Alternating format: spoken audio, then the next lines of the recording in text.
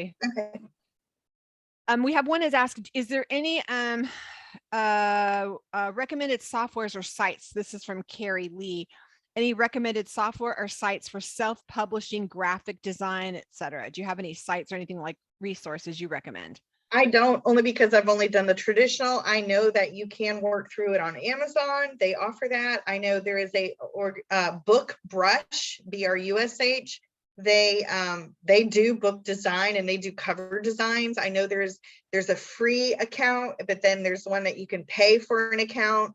But it already has templates loaded. It already has graphics that are in there. And so you may want to check them out and look at the free accounts first. It's also very good to use for ads and things with your book cover on them once you get that established. And so that is the only one I know of, the only one I've used. I know there's more, but it's called Book. I know that Canva has like templates for at least book covers. I know there's a lot in there of templates and people like on Etsy and different places you can actually purchase templates for all the things. So you can I forgot that. You're right. Etsy, I know you can find people on Etsy, and Canva, you don't really think about it as a book design place, but they have so many graphics and so many templates, and it's a great resource. In their free account. They also are Fiverr, Fiver, Fiverr, or FIVR, Fiverr. Anyways, you can go on there and you can look for, you can just put publishing, people who do all the, not publishing, but maybe they're doing graphic design or they're doing and then you're going to get some professionals who they'll keep at it till they get what you want, and you'll very good prices. Lynn Moses asks, can you self-publish and still approach a traditional publisher? You can, and I would, you can, but careful, because once you have published and that book does not do well, they want to know how many books how many you've sold. It's kind of like going to Shark Tank. You know, when you're on Shark Tank, they want to know how much money you've already made and whether or not you're a good investment. And so those pre-published books that you did on your own could be very beneficial, or they could be your death knell, right? So you can, and there have been stories of I self-published and it started doing so well, then a publisher swooped in and made me an offer. I mean, I have friends that has happened to, but you can just be comfortable and be aware of what the results could be. Yeah, great question. I do have a friend who self-published, and then she had someone swoop in and grab it, and her agent said, "Quick, get them off Amazon now." Right. So as soon as she got swooped up, they wanted everything, and she had to start deleting old titles of stuff off of Amazon. So the answer is yes. Careful. Cautiously. Yeah, let me see. Someone had asked to repeat slide number 14 and slide number 11. Okay. I want to look at those in just a quick. Do you want me to do that real quick? Yeah. Let's go. Okay. 11 and 14. Also 9. I see 9 on here. Okay. Let's go up.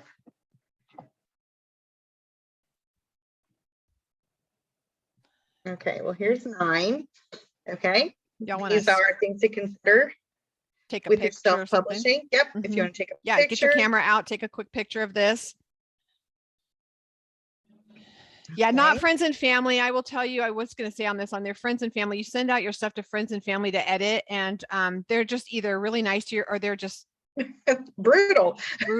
And I was going to say stupid. I mean, they're just like, you should put apostrophe here. You're like, or whatever. They don't get your voice, and they think they're being a professional editor, and they've never, they play like they do like the word puzzle that's all they know. So be careful. Yeah. So take a picture of that, and then 11 and 14. Okay. Here's 11. And who is your target reader? I can't stress this so much. And I actually, in my coaching, this is one whole session. We talk about who is your target reader. I do encourage you to make up a persona and, talk to, you're not crazy. You're just in a fantasy world of fiction, right? And so talk to that person and what do they need from you, and have that conversation and include it in your writing. It's very important, because this becomes this persona is used on your proposal, and then again it's used when you do all of your marketing. So this is important. I will tell you, from a marketing perspective, that was probably the most important slide right there. Just because, especially if you're any publishing, because even if you're just you know, again, you're still going to have to do your own marketing. Huge, huge, huge to know your avatar. Right. 14. Yes. Thank you. Okay. Grab pictures of this. And then we have some other questions while people are grabbing that. Yep. Erica asked, how do you copyright your self-publishing book so your material can't be scooped up? Again, I'm terrible about this. I know you can apply for the copyright, and it's important, even if you self-publish, to copyright that material. I do not know the process because I have done traditional publishing and they handle that for me.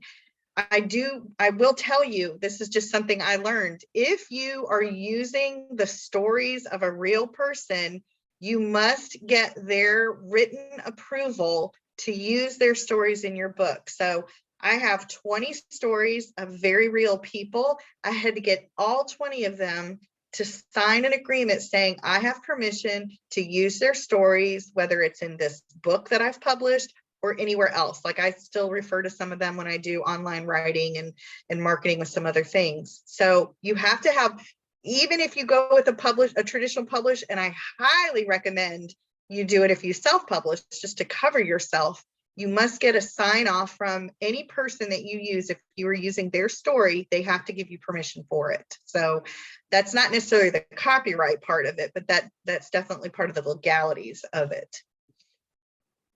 Very good. Oh my gosh, another question. They're piling in. Okay.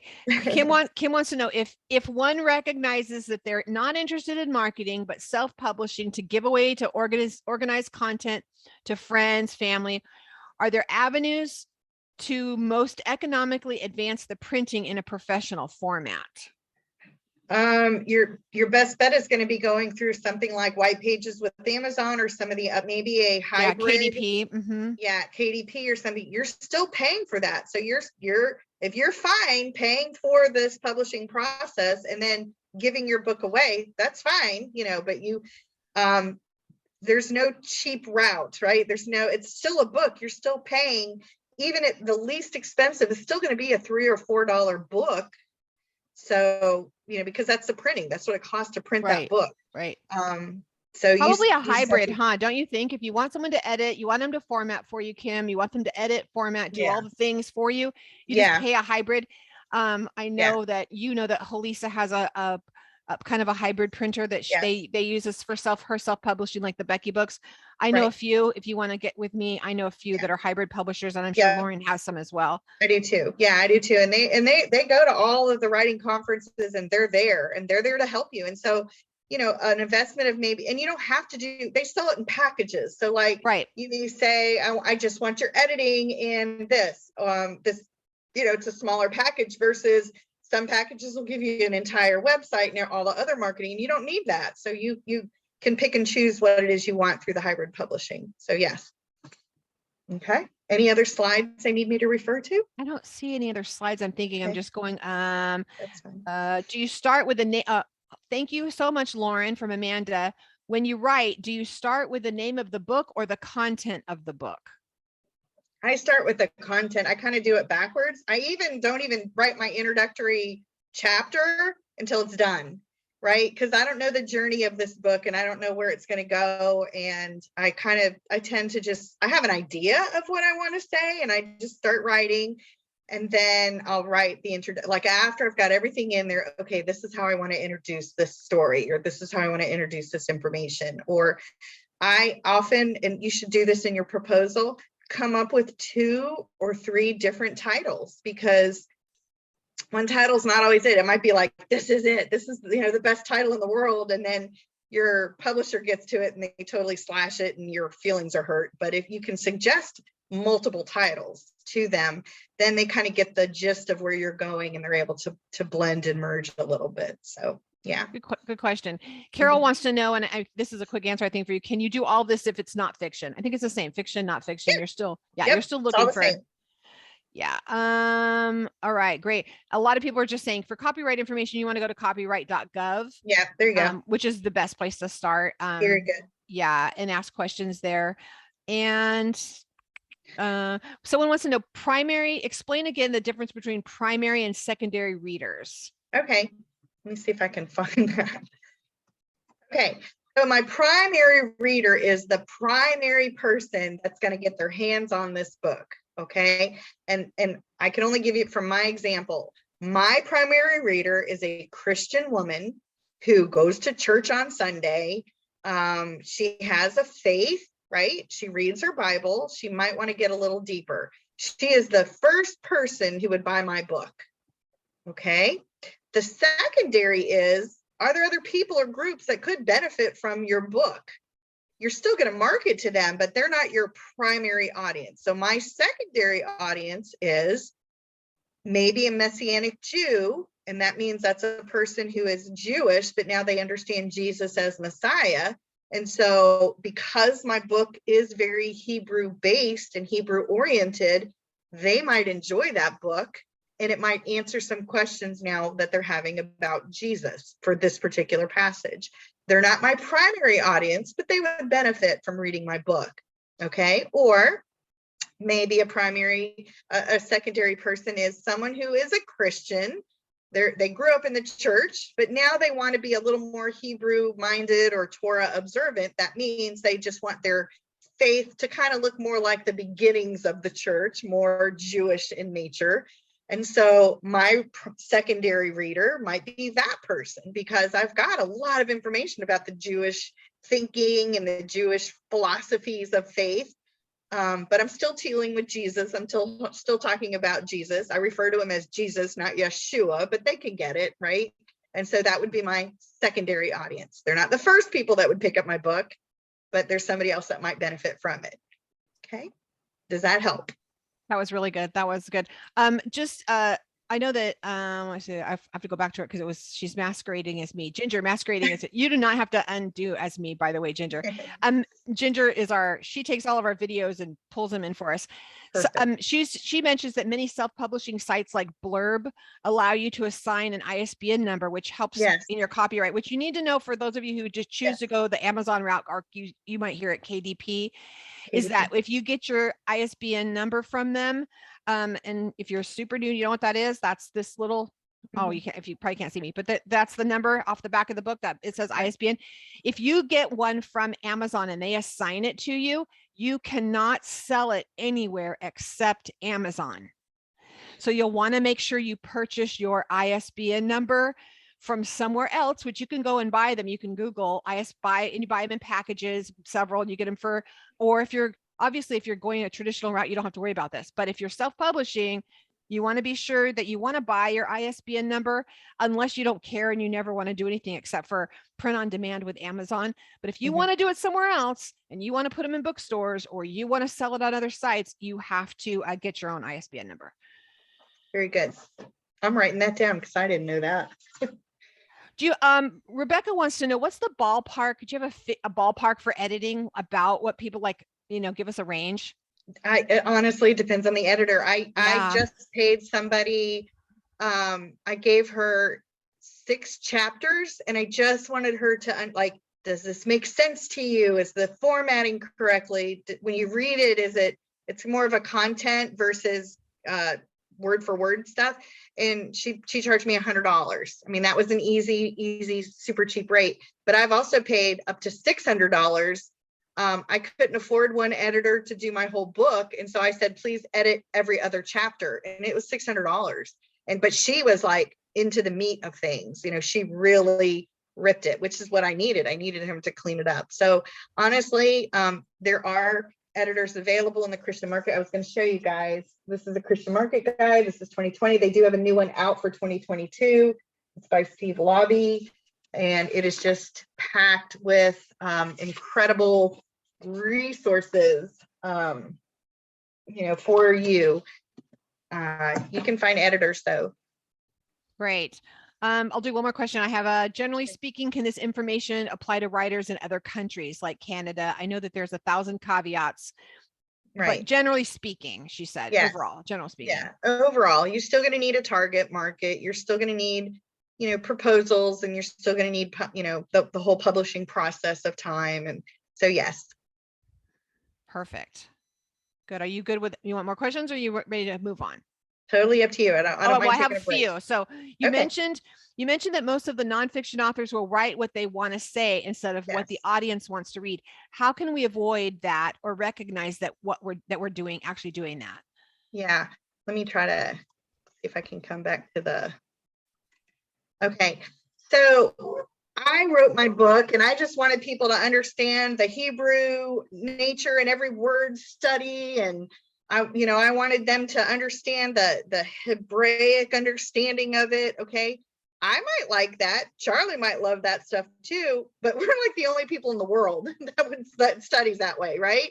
Yeah. And so Maybe half the people on here, we know enough, but right. So the publishers would read it and they're like, okay, this is really interesting, but I'm going to be bored in a few minutes because it doesn't relate to me or my situation, or I've got other needs. Like my need isn't to understand a word and do a word study. My need is to understand how this chapter relates to me as a woman who has dealt with kids with drugs, or a woman who has dealt with infidelity, right? How can I be a Proverbs 31 woman? So I had to, that's why I started incorporating the stories of these women. I had to tell their stories. I had to tell how these verses in Proverbs and these words in the Hebrew language and these images of the Hebrew alphabet apply to women who had very hard stories,